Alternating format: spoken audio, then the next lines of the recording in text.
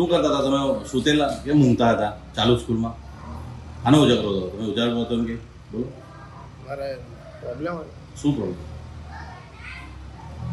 તમારા મુખ્ય શિક્ષિકા ક્યાં છે? બેંકમાં ગયા છે. બેંકમાં? કેટલા દૂર બેંક? કેટલા ક્યાં? મને કીધું કે શાનું બેંકમાં શું કામ આવ્યું? આપણે ત્યાં આપણે તમે સુતેલા, મુખ્ય શિક્ષિકા અહીંયા હાજર નથી. તમે અહીંયા ઊંઘવા આવે? આ બાળકોને ભણાવવાનું હોય કે પછી ઊંઘવાનું હોય તમારે? લેસન આપ્યું છે અને મેં શું કીધું લેસન આવ્યું? તમારું બાળકોને ભણાવતો તો નથી તમે? તમે બાળકો મેં ભણતા લેસન હોય આપ્યું છે ને છોકરાઓને કીધું હતું. લેસન એટલે ઊંઘવાનું, તમે ઉઈ જવાનું પછી લેસન એટલે. ના, વલસાડ જિલ્લાના ઉમરગામ તાલુકાના નારગોલમાં આવેલી નવા તળાવ પ્રાથમિક શાળામાં શિક્ષક બાળકોને ભણાવવાને બદલે વર્ગખંડમાં ટેબલ પર ઊંઘતા ઝડપાયાનો આક્ષેપ કરવામાં આવ્યો છે. જ્યારે ગામના આગેવાનો અચાનક શાળાની મુલાકાતે પહોંચ્યા ત્યારે તેઓ ઊંઘી રહ્યા હોવાનો આક્ષેપ કરવામાં આવ્યો છે.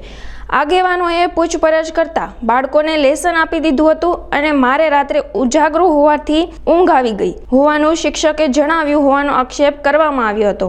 હું યતીન મંડારી, માજી સરપંચ નારગોલ ગ્રામ પંચાયત. આજ રોજ 3:15 વાગ્યે બપોરે અચાનક સ્કૂલમાં જોયું તો શિક્ષક ટેબલ ઉપર સૂતેલા હતા. સ્ટાફ કોઈ ત્યાં હાજર દેખાતો નહીં હતો. તેમજ બાળકો પોતાના રીતે ગમે તેમ રમતા હતા. ઘણા વિદ્યાર્થીઓ બહાર ફરતા હતા. કોઈ પટાંગણમાં હતું શાળાના, કોઈ વર્ગમાં હતું.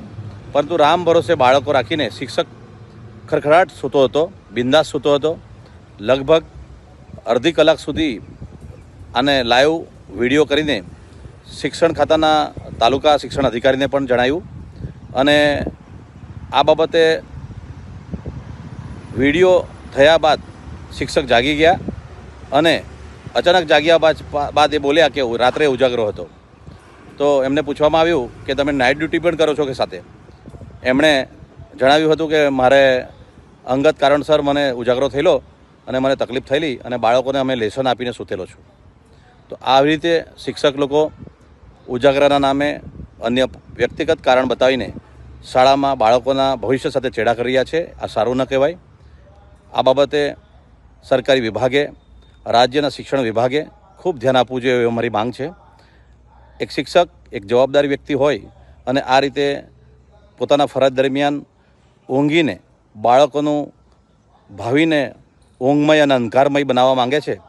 આને અમે ખૂબ નિંદા કરીએ છીએ અને આ શિક્ષક વિરુદ્ધ તાત્કાલિક પગલાં ભરે એવી અમે માંગ કરીએ છીએ. આ બાબતની જાણ અમે શિક્ષણ અધિકારી તેમજ જિલ્લા વિકાસ અધિકારીને પણ કરવાની તજવીજ કરી છે.